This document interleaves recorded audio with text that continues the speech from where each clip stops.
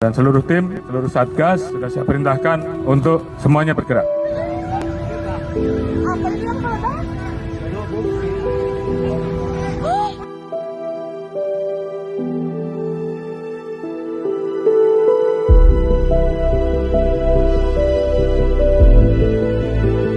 Memang betul bahwa tadi pagi telah terjadi peristiwa bom bunuh diri yang mengakibatkan pelaku meninggal dunia dan ada 11 orang lain terdiri dari 10 anggota dan 1 masyarakat yang mengalami luka-luka, dan baru saja tadi kita mendapatkan informasi 1 anggota yang dalam keadaan kritis tadi meninggal.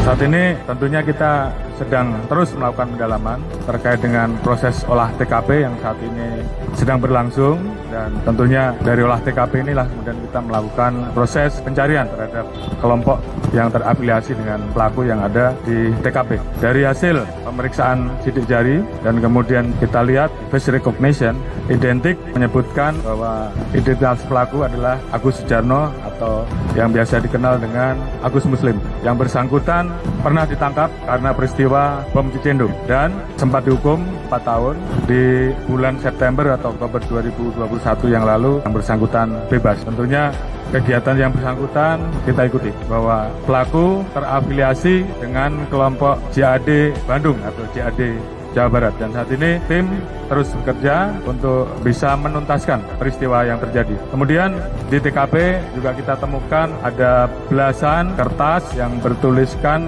protes penolakan terhadap rancangan KUHP yang baru saja disahkan, dan tentunya ini semua kita dalami sehingga kita minta kepada seluruh rekan-rekan untuk bisa bantu kami dan seluruh tim agar bisa menuntaskan kasus ini secara maksimal, dan seluruh tim, seluruh Satgas sudah saya perintahkan untuk semuanya bergerak.